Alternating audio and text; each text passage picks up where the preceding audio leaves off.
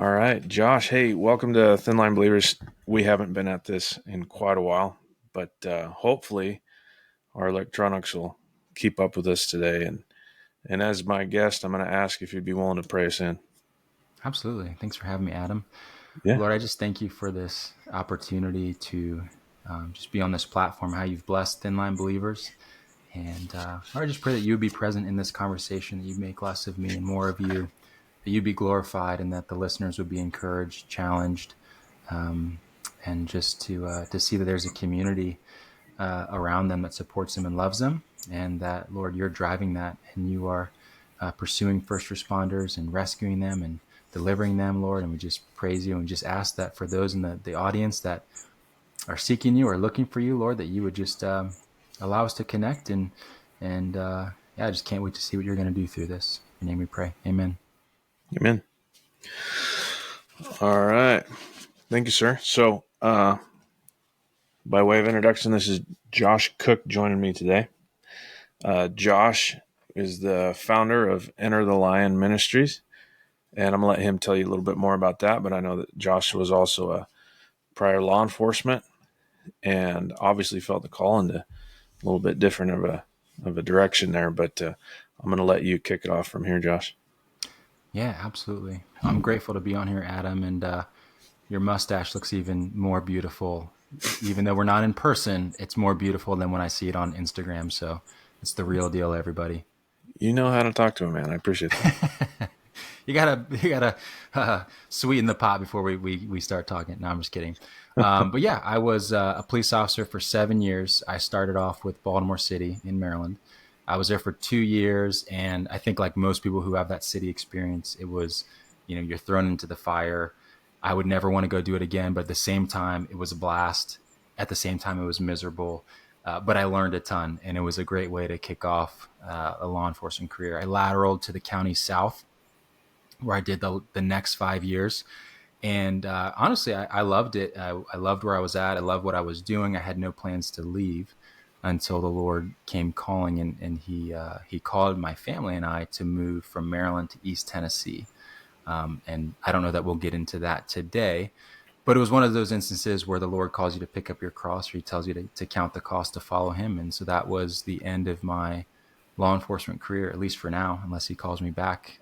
But he's allowed me to keep working in the ministry. And through that transition, it's kind of been a shift in, I guess, roles where, running the ministry while being in law enforcement had its difficulties with the time constraints, and the responsibilities you have. The Lord has given me a lot of flexibility to build the ministry, to work on it, and to care for those the Lord is allowing us to minister to. So as much as I miss law enforcement, I'm also grateful that I'm out. But it's a blessing to be in a position where we can focus on loving on, pouring into, equipping, and emboldening first responders across the country. So that's what we're focusing on. And I know we'll get into that, but I'm just grateful to be on here, man. No, I appreciate you taking your time to do so. So, let's go back a little bit though. Were you a believer prior to joining law enforcement? What did that look like, and what did you do before you got on with Baltimore? Yeah, I was fortunate to be saved young. And so I was a believer going into law enforcement. I'll say that I didn't have an understanding as a young police officer how my faith and vocation worked together.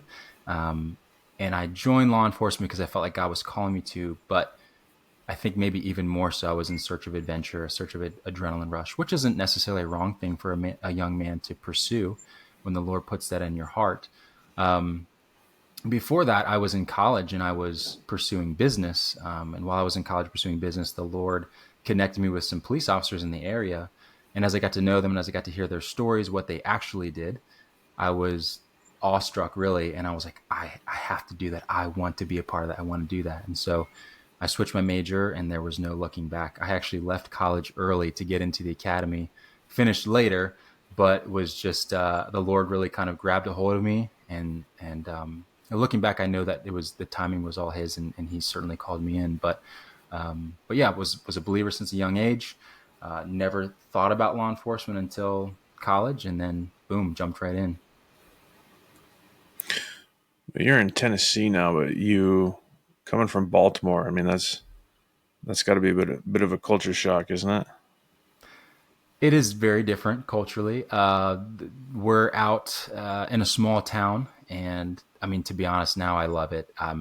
You know, I have 4 kids, been married for 10 years. I'm ready to live in a small town and, kind of not be known by anybody, kind of have a little bit of land, have our farm animals and raise our kids. And so the transition has been a blessing for us. I don't miss, I do miss Maryland, but, at the same time, we love Tennessee. We love the people out here. We love what God's doing and getting to be a part of it. So, very grateful for that early season, but also excited about what God's doing now. So you grew up more in the urban area? No, I didn't. I grew up more suburban. And so actually joining Baltimore City Police was a culture shock for me, for sure, because you're thrown right into it. And, I had to learn the lingo and I was like, I don't even know what they're saying. Like, this is all new to me, but it was a blast. And, you know, um, yeah, again, like that was a season where the Lord really challenged me and challenged my faith, and really humbled me. I think I went into law enforcement as a young man, very arrogant in my abilities, in my own strengths, and like 2 weeks into the job, the Lord humbled me tremendously and showed me through a critical incident that, hey man, like you're not all that. Your life is in my hands, and this could have gone a couple different ways. And so that initial critical incident and humbling me really kind of put me on the path to eventually starting ETL about 4 years later. And so, I'm grateful for that time period, and how it's really shaped me as a man, shaped me as a police officer, and shaped me to be in ministry today. Go on. What's the incident? Okay, so I mean, it's nothing that it's probably one of those incidents where every police officer has been through something similar. It's nothing fancy or heroic or anything like that, but it's one of those that it shaped me as a police officer and shook me. I Yeah, was walking foot patrol. we all diminish what we've done. But you don't Oh need to do no, that, man. Go ahead. What was it? What was it? I was walking foot patrol. It was about midnight, and so I'm walking in this area in the Eastern District, and it's a rough area. It's primarily run by a gang called the Black Gorilla Family. So I'm walking foot patrol, and my partner had just got called in to do administrative work, and I had about 2 hours left on my shift. So I'm just walking down the street. Car pulls up, and one of the guys in the car throws a soda can at me, and it hits me in the foot. And they peel off around the corner, and they start going up the road. So I'm cutting through alleys. I'm looking for them, and like 2 blocks up, I see them just parked. I'm like, yes, like there they are. And so I sneak up, and just to put it out there, my tactics in this story are horrible. Like everything was bad. Like looking back, I'm like, this all could have been avoided if I had been a little bit smarter, but I wasn't. So I approached the car and I conducted traffic foot on stop with it being occupied 4 times, which it's stupid. But I'm excited. I'm like literally 2 weeks into the job, just been cut loose, and the radio is just busy. So I'm getting on. It's like boop, dude. And I'm like, uh-oh, like I'm trying to click it, and all the guys in the car, they're looking at me and I'm looking at them. And the little, hairs on the back of your neck start standing up. And that's when I'm like, this probably wasn't wise. And so then the passenger gets out of the car. He kind of looks at me, and I'm like, get back in the car. And, I'm yelling at him, and he takes off running. And I'm like, oh my gosh, my first foot chase. I'm so excited. I'm like, running after him, and finally get on the radio. And I'm like, I got a foot pursuit. I don't even know where I am. I'm just really excited to be doing this, and we're going through these alleys, and he turns around and faces me. And as he faces me, I tackle him, and we're in this like vacant lot where, building had been torn down. And so we're kind of like, we're in the middle of the city, but I really don't know where we are, because we're in some back alleys that took us to like abandoned, vacant, that had been torn down. So we're kind of like in this field. And so I tackle him, and I'm on top of him, and I'm like, I did it. Like I won. I got my first foot chase. Like this is awesome. And then he just clocks me in the face. And I was like, I don't think they're supposed to do that. Like I thought they were just supposed to do it, so he hits me in the face, kind of like takes me back. And so I do what I think I'm supposed to do. I start punching him back. And so we get into this basically messy brawl. And again, looking back, I wish I had stronger jujitsu skills or control techniques, because it could have been mitigated, but I'm just throwing punches like a wild man. Somehow he stands up, and, we're going at it. And I'm getting tired. He had ripped my radio off and he had thrown the radio, so I had lost communications. And and as we're wrestling, the whole incident, I think I had caught parts of it on camera. I think it took 90 seconds maybe from foot chase to the conclusion. But you know how when you're in an incident like that, it feels like we must be 9 minutes in at this point. You know, it's what you're feeling in your mind. And so I'm thinking, I'm having this moment like, I can't control this guy. My radio's gone, and I'm starting to feel like fear creep in. Like, should I let him go? But I can't do that. Like, he needs to be like, I'm processing this. And then he starts calling for his friends, and he starts having three friends start approaching us. And at this point, I get him back on the ground and I draw my gun, and I was like, I'll shoot everybody here unless you stop. Like, I didn't know what else to do. I didn't have a taser. I'm just like, I'm scared at this point because I'm in over my head for sure. And as soon as I say that, I see red and blue lights bouncing off the buildings, getting closer. And this officer jumps out of the car and she helps me handcuff the guy. And we search him, and he's got a fully loaded 38 in his pocket. And we end up, kind of calming down and getting everything under control. We end up finding out that the gun was used in a shooting. I don't know if he was the shooter, but he was a BGF member, and he was prohibited, and so he was looking at some serious time. And I was replaying that incident over and over again. When I initially tackled him, he turned to face me. I can remember his hand going down towards his pocket. And when it happened, I wasn't thinking that he was going to draw. And I don't know, maybe he wasn't. But when I tackled him, either by my sheer luck or maybe God sent an angel, it broke his right collarbone. So it rendered his arm unable to really be mobile. So, if he had plans on trying to get away that night, it was definitely the Lord who protected me. But that moment, as I replayed it, like the next morning, I didn't sleep that night. I didn't, I don't even know if I slept the next day, but I was just so full of adrenaline, and I kept replaying it thinking like that could have been it. Like that I could have been killed there, or, just you think about all the things that could have happened, and the anxiety began to creep in, anxiety coupled with lack of sleep, coupled with, not really talking about it. I got a little like letter from the captain about like, good job, yay. And as a foot patrol officer, as the young officers, we were looked down upon because we were young. But as soon as that happened, everyone was like, oh man, like you're the man, like you got a gun, like you're awesome. But internally, I'm like terrified, and I'm like, I don't want to go back out here. The next morning, the next night, they put me on the same exact beat, the same spot. And I'm walking through, finding stuff we lost in the fight. And I'm just like not understanding how to process what just happened, and being too young and naive to be able to just push it aside like I thought I was supposed to do. And I was too ashamed to let anybody know that I was struggling with fear or anxiety. And so that just all began to build and build and build, and to the point where when that happened, I think I had been married for a month, a very young marriage. I lost my sense of humor. I wasn't eating as much. I stopped working out. Everything looked gray, like I lost the joy and the excitement. And, that quickly, from a couple of years of just not being able to wait to get into the fight, I lost it all because of this moment, and I didn't know how to handle it. And in those moments, I remember reading Joshua 1 and reading scriptures like, be strong and courageous, only be strong and courageous. And I'm like, I don't know how to be strong and courageous. Like, I know that I'm not supposed to feel this way with anxiety, but I do. So what do I do?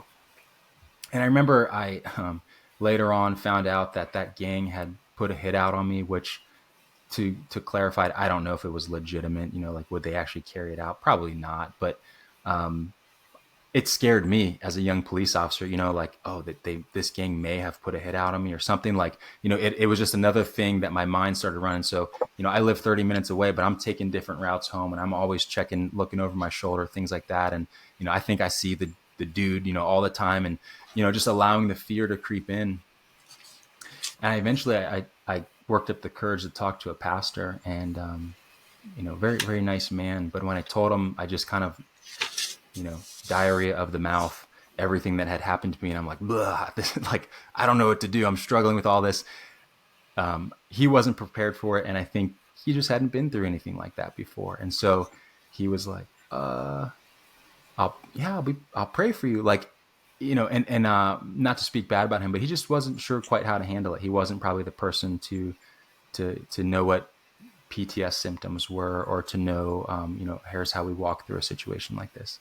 So I felt alone in it, and was crying out to the Lord. And I'll kind of tie up the story, but the Lord has delivered me from anxiety, and the Lord used that situation to teach me what it actually means to be strong and courageous, and how to push back against anxiety.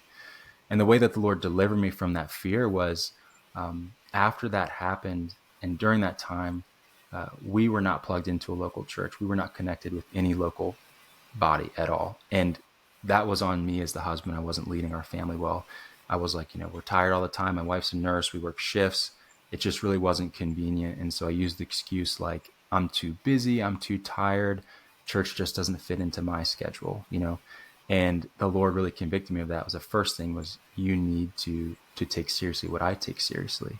And so you need to go be around other godly men who are going to call you higher. And so we committed to and joined a local church. And then I jumped into a small group. And as I began to develop trust with those men, they began to battle on my behalf. And so as anxiety would creep in, I would call them, and they would immediately start praying for me over the phone or through text. And it was just like, as we pushed into God and pushed into God's people, it was like the Lord just eventually lifted that away from me. And it was powerful. Not to say, and I know we talked about on the phone, not to say that I never have anxiety anymore, not to say that I'm never afraid, but that level of bondage was removed. And Jesus showed me that he died for that, that I don't have to live in that type of bondage, because that was bore by him on the cross. And so if I'm wearing that level of anxiety, I need to hand it off to him. And so it took me some time, but he showed me how to hand it off to him. And it was just kind of it transformed my law enforcement career, because when I was able to give that to him and step out of the chains that he had already unlocked, my law enforcement career opened up, and I began to be excited again about pursuing the calling on my life, which was patrol at the time. And so by taking that fear away, I then began to feel free to engage with ferocity and tenacity, to go after bad guys, to do it fearlessly, and to also love and wash people's feet in the community. And when I kind of took my eyes off of myself and my own fear, it opened up so many ministry opportunities to share the gospel, to be the light, to be the hands and feet of Jesus, whether it be by handcuffing somebody or by hugging somebody, And so it was really a transitional point for me in my law enforcement career. And that was really the genesis to ETL. Is in that time of searching and looking for help, I was like, I need a godly mentor. I need somebody who's been through this. There's got to be other Christians out there, but I couldn't find any. The Lord used a nobody like me to just facilitate a community. And that's what we do with ETL, is facilitate biblical community for warriors, connecting them, facilitating Bible studies, hosting retreats, pouring into leaders, so that the young cops out there who are wrestling through things like that don't have to go through that alone, that they know that, other vice detectives have struggled with the cases that they're working on too. And here's connect, you know what I mean? Other SWAT guys who've been through some insane incidents, can connect with each other, lift each other up, pray for one another. So yeah, that's kind of the story there, and how that transitioned to us starting the ministry. So, did you have any other critical incidents after that one that really kind of challenged your anxiety? Yeah. Maybe it was the Lord fathering me and teaching me. Maybe it was the enemy trying to shake me. I don't know. But 2 weeks after that, we got into a fight with a guy who was actually in a wheelchair, but he tried to draw a gun on my partner, and we were fighting over his hands, which was trying to reach the gun. And he was in a wheelchair, so his arms were very strong. and so it was a struggle as he's reaching for this gun. I'm trying to hold his hands from getting it. And, by God's grace, nothing happened. Nobody was injured. But again, it was another one of these where it was like, that could have gone really bad, and, either my partner might not be here or I might not be here. And so that compounded the anxiety as well. But yeah, having those back to back was difficult as a young officer, and not knowing or having resources of how to to proceed forward. So then, having had the resources going, through your career, I mean, that's a decent amount of time to be in law enforcement. So when you did face other critical incidents and you had that, I don't know if support system is the right, but you had that foundation Mm-hmm. poured then. How did that differ for you? Yeah, it was night and day, honestly. Yeah. To be able to just have men that I trusted to be able to call and just say, I'm struggling with this, to be able to lift me up, to pray for me, to give me perspective, to you would keep me from even spiraling down the path. You know what I mean? So that Mhm. the moment that anxiety creeps in, to make a phone call, a text, or to go grab coffee with somebody, they help pick you back up so that you're not falling. You know what I mean? Yeah. There's an analogy my pastor gave. He was hunting in Maine, and the hunting guide said, the trees are so thick out here that if a tree wanted to fall, it couldn't, even if it wanted to. And it was kind of that idea of what strong biblical community looks like when you surround yourself with mighty oaks or men who are planted by the streams of living water. You can't fall even if you're trying to, right? Because they're right on top of you and they're going to catch you as soon as you start to tip. So and so that was huge. And so I think even a lot of incidents that maybe would have bothered me when I first started really just kind of wasn't even an issue, you know? Right on. I guess my critical incidents and those kinds of deals went a little bit differently. Sure. And after that, I wasn't in shootings. Like I think I was protected in a lot of ways in my career. And so I think my experience and what the Lord did for me doesn't necessarily, uh, what am I trying to say? Like, I know you've been through some different things. You've probably been through a lot more than I have. And so, for me to say like, oh, certain things didn't bother me, um, it doesn't mean my faith was stronger or that the Lord had done more. I think it's just the Lord had protected me in a lot of ways from not having to experience a lot of things that a lot of other police officers have been through. Oh yeah, no, I'm not saying that it's that, you know, one's any better than the other or anything like that, but it's obviously different, right? God For sure. reaches each of us in a unique way. And that's because each of us is unique. So we have to be reached in different ways. Yeah. In fact, I've got friends that struggle with anxiety like crazy. And I've told them, this, I tell them right up front, especially those that are strong believers, this is nothing to do with your faith. Hmm. This is this is this is a cross that you have to bear. Maybe you'll be freed from it. Maybe you won't. Maybe it'll be like Paul. Maybe God's saying, "My grace is sufficient for you," and maybe that's something you just have to walk through. But I do think, you used a word, bondage, that I think a lot of times we overlook, and I think, you feel free to elaborate on this, but I think there's a big difference between bondage and just torment. I think bondage, like you said, it's something that holds on to you, and then I think that each one of us can be set free from that. Hmm. And I don't for a minute think that I don't accept that depression and anxiety have to be a lifelong thing. But then Amen. again, there's also this torment, right? If you've ever read the book Screw Tape Letters, Hmm. I think C.S. Lewis is spot on in this, that there's a demon or fallen angel, whatever it is, that is attached to or assigned to each of us, not attached to, but assigned to each of us. And their goal is just to make things miserable for us, to bring us away from God, who they call the enemy, And so I think that is probably what most of us face, unless we are in bondage. But what do you think? Yeah. No, I absolutely agree. There's a difference between being in bondage to anxiety and just struggling with anxiety.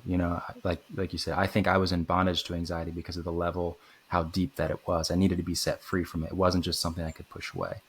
Another interesting thing, I would say maybe there's a third option to, bondage, torment, And sometimes, and this could be debatable, but sometimes I think the Lord allows us to go through it because he's fathering us. And what I mean by that is not that the Lord has put you in a situation necessarily, but he's using that situation to make you stronger and to come closer to him. You know what I mean? Like a Job situation. And what I mean by that is there's a beautiful book by John Eldridge called Fathered by God that I'm going through with some guys right now. And it just kind of uses the analogy of a young man who's being challenged by his father in order to be raised up to be a man, right? And you know, for law enforcement officers, like going through the police academy, it's miserable, but it's purposeful, right? Or you went through SWAT school. I've heard it's miserable, but it's purposeful, and you have to be challenged to that degree so you can rise above it and be equipped for, you know, the task that will befall you as a SWAT officer. And I think a lot of times in our faith life, we can neglect trials, or we fail to count it as joy because we think like, oh, why is God doing this to me? This is just misery. I'm being tormented. But sometimes I think God is actually saying, I want to make you stronger. I want to give you more opportunities. I want to strengthen you. I want to challenge you because it produces hope. It produces character. It produces steadfastness. And you're going to know me in a deeper way. And so I can look back on my trials like that, and I can count it all joy because, you know, whether it was the enemy or whether it just happened to me, you know, I don't know. We could debate that, or whether it was both. God definitely used those to strengthen me in a way that I'm so grateful for. Like I wouldn't want to go through it again, but it allowed me to see God in a different intimacy and allowed him to see his work in my life in a way that I'm just so grateful for. So I would encourage you, if you're feeling tormented or you're feeling like you can't kick this, consider that the Lord is still near to that situation. And that he loves you and that he sees you. And that sometimes if you feel like, why isn't God answering my prayer? You know, it's been months or it's been years and you haven't answered it. You know, sometimes the Lord is using that season of long suffering to teach you patience and to teach you to press into him. Because when you come out of the desert season, there's an author named Jim Phillips who says the desert season is the classroom of holiness. When you come out of the desert season, it's like coming out of SWAT school. You get that pin, right? It's like it was all worth it in the end. So to be, you know, keep your eyes on the prize, if you will, to keep running hard because the Lord is not forsaking you by any means. I think there's a flip side to that too. You know, there's probably the listener that's like, well, I don't know, things are pretty easy for me. I'm going Sure. through nothing. You know, life's going good, making good money, got good relationships. I would challenge you, if that's you listening, how's your relationship with God? Because you mentioned Job, and God used trials in Job's life to not only bring Job closer to him and to show Job just how mighty he was, but he used that situation for you and me too, right? So I have the book of Job in my Bible, and so that's helped me get through situations and brought me closer to God. I can read Job chapter 38 and on, and I just see this the power of God in his creation and how he explains all these things that he has done, things that science didn't even understand until, you know, the 20th century. Yeah. And maybe you should pray a really stupid prayer like I did back in at the end of 2013. Maybe you should pray for trials. You know, the church at Laodicea, man, their problem was that they were lukewarm. And Jesus threatened to vomit them out of his mouth, that's graphic and horrifying. And so if you think that maybe your walk with God is lukewarm, maybe you ought to pray for trials that smack me in the face. Yeah, that's good. That's good, Adam. I think, you know, it's funny. I was talking to somebody about this of like, a lot of times we're so open to be, if you're a decent officer, you're open to being challenged, right? You put yourself in schools, you put yourself in training opportunities, and they're all designed to be, in essence, what a trial does, right? They try you, they test you, you come out on top, you come out better and more efficient. And so it's like, man, if you're doing that in the business world or you're doing that in law enforcement, why would it be any different in our spiritual walks as well? And so, like you said, yeah, those seasons in the desert or those trials are so valuable in the way that the Lord uses them to shape us and to build our character. Yeah, for sure. So moving on from there, where did you get the idea? And you kind of touched on this as far as what your goal was in starting Enter the Line, but where did you get the idea for it? Where did you come up with the structure of it? What is the structure of it? Tell me about it. I think the Lord honestly gave me the idea. I'm not a super smart creative guy. So I think the Lord just handed this to us. And I say us because the ministry was founded by a wonderful friend and brother named Billy Vivian, who's still in the Marine Corps and still involved in the ministry. Um, the structure, when we started off with a Bible study, I think with one person. And we were just like, I don't even know what we're doing, but let's just take a step of obedience and see what the Lord does.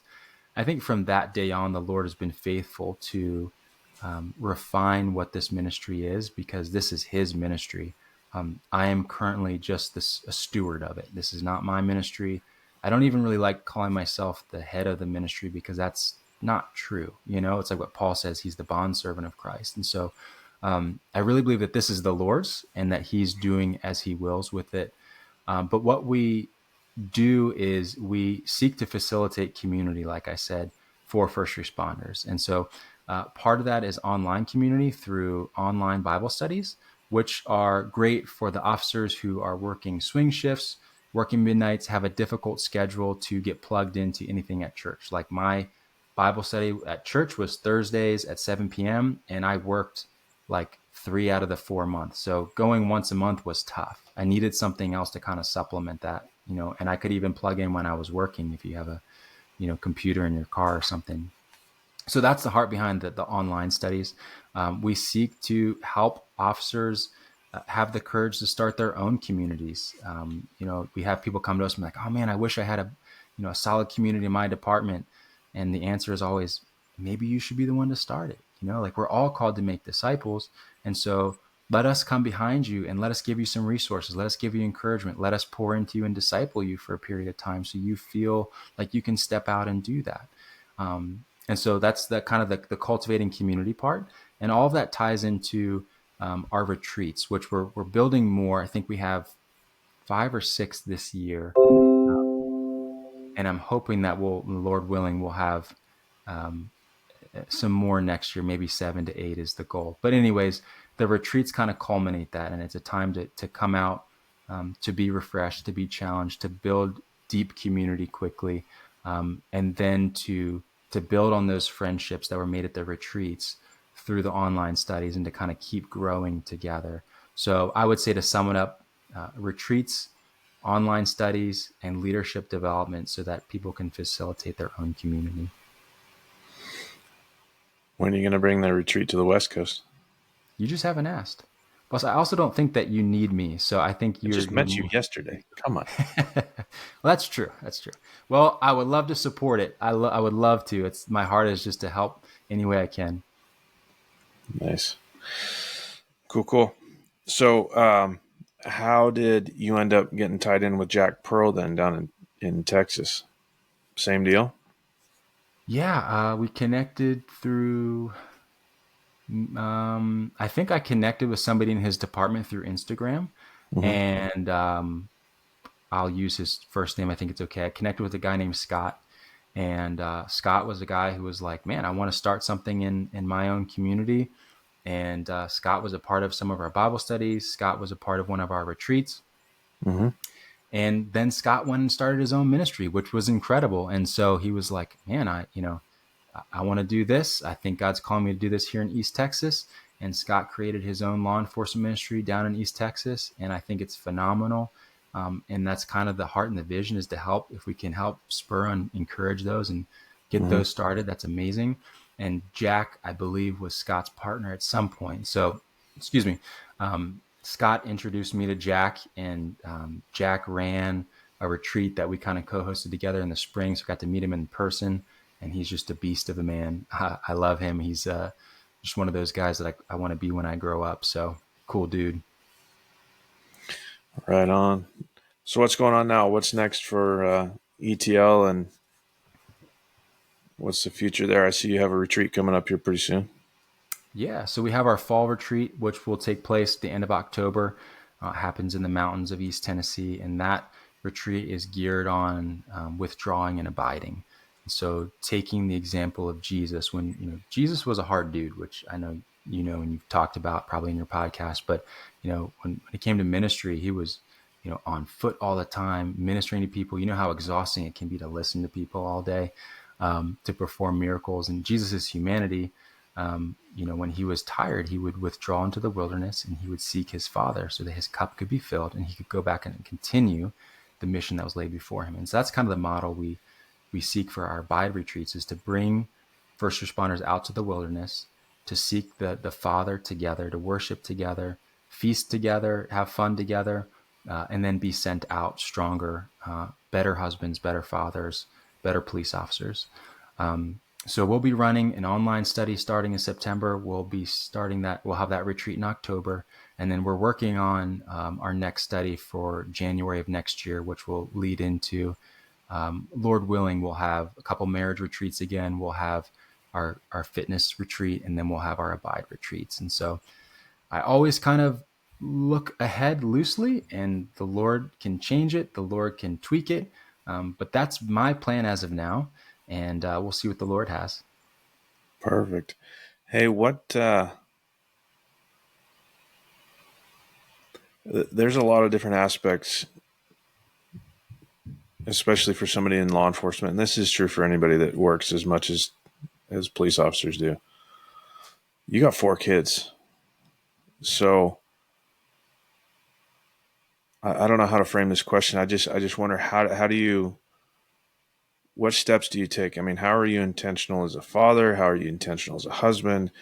And I mean, maybe this is too much to chew on in this one podcast, but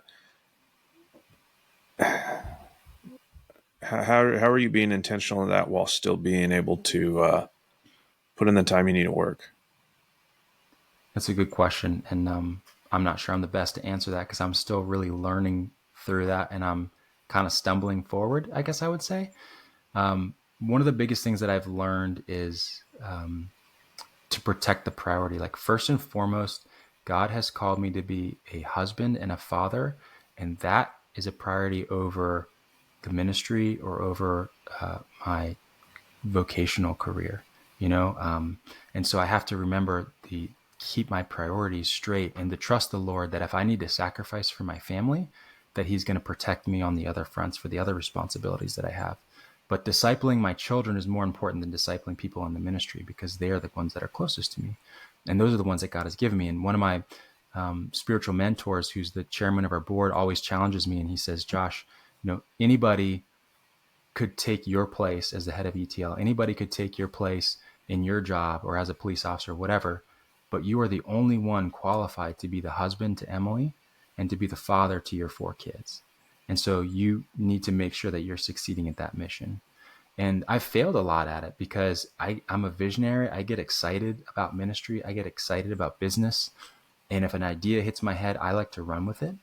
And God has given me a very incredible wife who will be quick to be like, hey, like, you need to come back down to earth here. You know what I mean? Like, hey, you've neglected your family this week, and it'll be difficult. But what we've learned is that we have to be extremely intentional with our communication.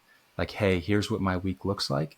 How does this impact your week? Or, hey, like, to my wife, how can I help? Like, what do you need from me? How do you feel about me going on this retreat? Because there's times where she's like, I need you to not travel this time. I need you to not do any retreats for a long time. Like, I need you to XYZ. And when we have those conversations, that protects our marriage. It protects me from just kind of, falling off. And also just clearly communicating with close brothers, like, hey, I do wrestle with this. I do have a hard time resting. I do have a hard time with staying on track. And so having people keep me accountable is really helpful. So I've definitely not mastered it, but I think clear communication with your spouse and understanding priorities is very important. Yeah, I don't remember where I heard it said, but I heard it said that your family is your most important ministry, Hmm. which just makes sense to me, right? I see way too many cops that reach their retirement, and when they look back, that stuff has been neglected. Family is off doing their own thing. They don't even know dad anymore or mom. Yeah. Yep. That's a tragedy. And then they're just replaced, right? They get a neat little retirement ceremony, but then somebody else takes up the radio number that they used to have. It's not like they retired the radio number and everything fell apart when they left. So Mm-hmm. that's true. It is about prioritizing. So right Yeah. on. Well, I think I'm going to save some other stuff for another time. We're coming up on, well, we're just past 40 minutes. So I think that's a pretty good little chunk to sit and chew on. You gave us lots to think about, but how do we connect with you? Find us on Instagram. Look up Enter the Lion. Send me a message. You can go on our website, enterthelion.co, and you can find my email on there. And I think my phone number is on Instagram too. But I would love to connect with you. If you are hungry, you feel lost, if you're struggling with anxiety, you're struggling with whatever it may be, just reach out to us, and I would love to get in touch or patch you through to somebody who's more qualified than I am.